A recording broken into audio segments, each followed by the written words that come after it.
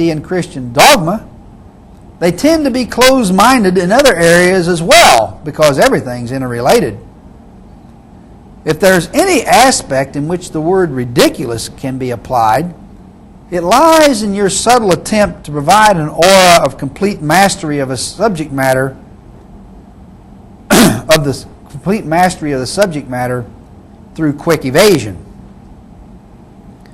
This writer continues, "You accuse believers of nurturing feelings of superiority and nationalism. Some believers are guilty as charged, but again, this is not a fault of their religion, which, if it emphasizes anything, emphasizes personal humility and universal brotherhood. You do well," of course he's talking about to me, "you do well to judge religion by what religion teaches, and by how its most notable representatives behave, and not by what some of its most unrepresentative members practice. In any event, nationalism and chauvinism are universal. They are no more likely to be found among believers than among non-believers. The greatest commandment of the Bible, and indeed the quintessence of the entire Old Testament, is the instruction to do justice, to work for it, to fight for it for others. This is why churches were in the vanguard of the civil rights movement in this country, and why religious themes infused the movement with energy, songs, manpower, and blood. It's why churches have historically resisted tyrants and oppressive laws." Unquote. To this I replied, "You seem to be totally incapable of realizing that the appropriate response to nearly all of your assertions is that if Christians are being tolerant, considering new ideas, rejecting chauvinism, and otherwise behaving properly, it's because they are leaving the Bible rather than following it. People are acting intelligently despite the Bible, not because of it. You say some believers are guilty as charged, but this is not a fault of their religion, when precisely the opposite is true. It is precisely the ones most in tune with biblical teachings and most capable of substantiating their position biblically who are the least tolerant, the most nationalistic, the most chauvinistic, the most provincial, and the most sexist. You say we should judge religion by what religion teaches and not by what some of its most unrepresentative members practice. Yet, you fail to realize that these latter members are, in fact, the most representative of and closest to what the Bible teaches. Far more biblical teachings propagate narrow-mindedness and intolerance than openness and big-heartedness. Those behaving as you favor are doing so in opposition to, rather than in compliance with, the essential biblical message. Because they still refer to themselves as Christians and follow exceptional verses, outsiders mistakenly believe that they are behaving as the Bible prescribes. You say nationalism and chauvinism are no more to be found among believers than among non-believers. Talk about being too ridiculous to merit a response. The American population alone disproves this comment quite easily.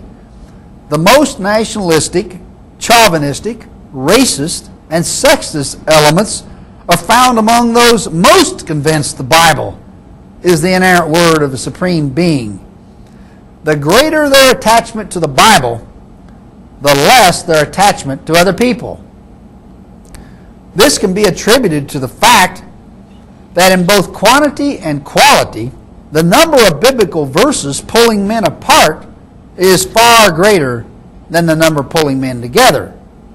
Consequently, the closer one adheres to biblical teachings, the more he's affected accordingly. Your comment that the quintessence of the entire Old Testament is the instruction to do justice, to work for it, and to fight for it for others displays a remarkable lack of sophistication. What parts of Scripture cause this wholly erroneous assessment? To put it simply, where are you getting this? Virtually every book from Genesis to Job reeks with nationalism and contempt for other groups, and divine favoritism toward a special people is prominent throughout. Are we going to go by the overwhelming theme of the book, or by a few isolated verses that contradict the general message? Moreover, for you to assert that churches were in the vanguard of the civil rights movement in this country is utterly misleading and deceptive.